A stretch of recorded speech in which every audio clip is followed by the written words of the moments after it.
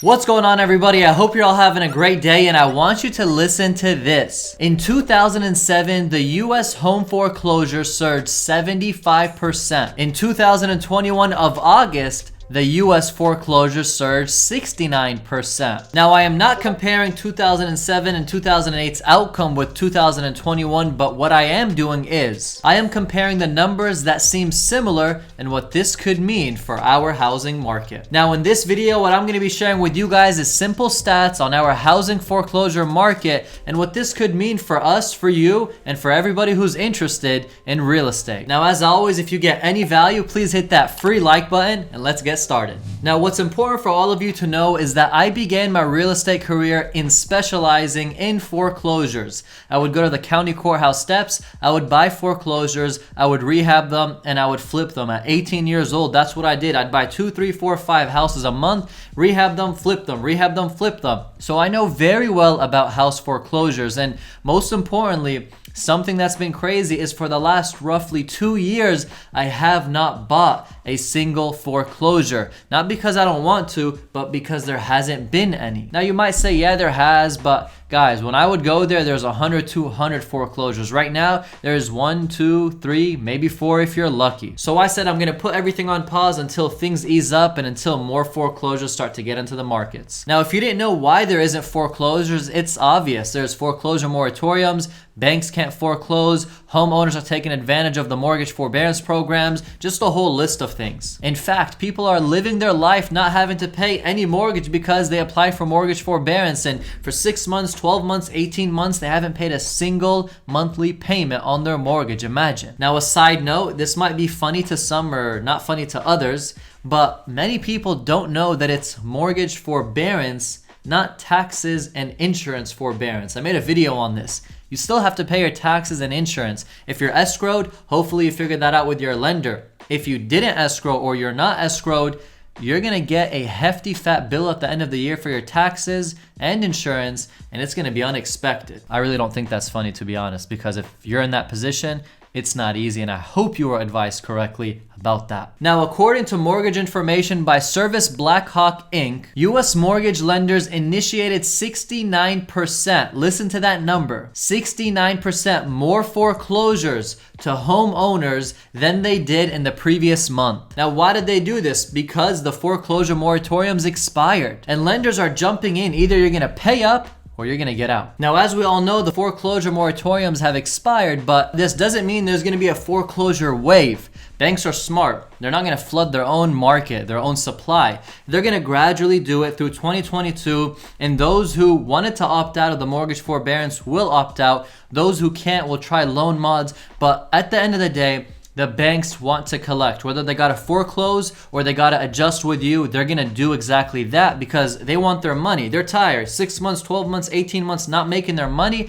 they're done with that. Now, for us as buyers or investors or people who are just wanting the market to kind of balance itself, we want news that the markets are gonna crash. We want news that things are gonna make more sense. If not crash, just make more sense. Can't you agree? We want foreclosures to happen because we want houses to go on the market for sale, or we want more rental opportunity. We just ultimately want more supply, whether it's foreclosures or more sellers listing or investors just backing off and stop buying all the properties that home buyers want to buy. So the story with foreclosures, that's why many are focused on it. They really want them to happen, and they want a lot of homes to go to foreclosure so the markets can get more supply. Now, the notices from lenders to homeowners, that number has climbed by 7,100 notices nationally. Sounds like a little, but it's actually a lot. These notices are basically the way you start the process of foreclosure, and this is for the month. So next month more notices, the month after more notices. Eventually it's 20, 30, 40, 50,000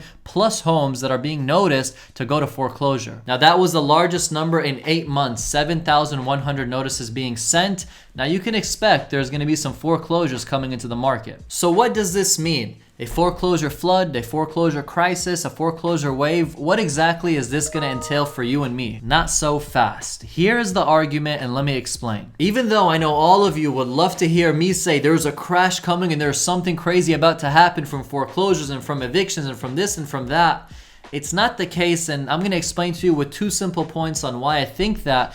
Don't get depressed, there is still hope. Foreclosure numbers should relatively stay low because of aggressive loan modifications by lenders. And on the other side, you have so much homeowners that are sitting on so much equity that it's tough to be foreclosed on because they got a lot of equity. They can just list the market for sale or the house for sale and they can get their money and run. Now, one who owned a house for $300,000 is now worth $360,000 plus or minus, literally 20% appreciation we're seeing in markets. Now, that person who had 5% equity shot up to 25% equity just because of the market. So for them to opt out is pretty easy. They're not gonna have to do a short sale, or they're not any negative right now on their mortgage. They're only negative on their mortgage payments, but they're not negative on selling the house, paying their mortgage and those payments, and then taking some home. And on the other side, like I said, lenders are gonna be aggressive. They're gonna try to do loan modifications. They're gonna try to adjust the terms. They're gonna try to do whatever they can to help the homeowners because foreclosures are costly, not easy, time consuming, and there's a big process banks have to follow that they'd prefer to just keep the homeowner in and let them catch up. Now, of course, some homeowners aren't going to like the terms, so they're going to decide, hey, I got equity, let me sell, which is good news for you, good news for me, because when they want to sell, that's more supply. More supply means more options means more negotiating means lower prices for you and for me. So in whole, is there going to be a foreclosure wave? I don't see that, at least for right now. Yes, the numbers are high and they're staggering numbers, 69% higher than the last month. That's not a little, but talking about the last month being, let's say, one home, 69% means 69 homes. So it's not that relative because the number isn't that big. But I want you to remember one thing. I preach a lot, a ton, that I feel something bad's gonna happen to the market. I don't know, I'm not predicting, but I feel it. We've been going up for 10 plus years. The pandemic came and we had a crash, but it recovered real quick. I wonder, is there going to be a catalyst that makes not just real estate, but the market crash? Maybe it's not a foreclosure wave. Maybe it's not an eviction wave. Maybe it's not more supply. Maybe it's not builders overbuilding. Maybe it's something you can never see. I can never see. Maybe it's like the pandemic virus. Nobody saw it. Nobody expected it. In 2007, 2008, when the recession happened, banks didn't expect that to happen. They were overlending and overdoing, and they were underqualifying those who were qualified and overqualifying those who weren't qualified. It was a mess, but it wasn't expected, and then that happened. Same for now. The pandemic wasn't expected and it happened.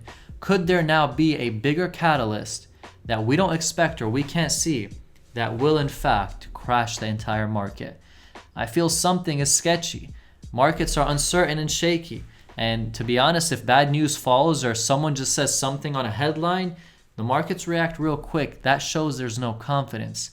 So let one thing be real, and I see the market reacting negatively. So for all of you who are watching this video to see, is there a crash? Is there a foreclosure wave? What's going on? I hope this video made it more clear for you. I hope it let you realize the realities of what can and can't happen. And most importantly, I want you all to stay safe. This market's uncertain in my opinion, and I wouldn't make big moves because I don't know where things are headed. Many can tell you the same thing, and others say no, it's just gonna keep going up. I'm gonna be the other and say it's shaky and be careful. Guys, if you enjoy videos like this, please hit the free like button. If you got value from this video specifically as well, hit that free like button, and most importantly, subscribe. I upload 3 times every single week, and I'd love to see you all there. Anyways, guys, for right now, thank you for watching, and I'm out.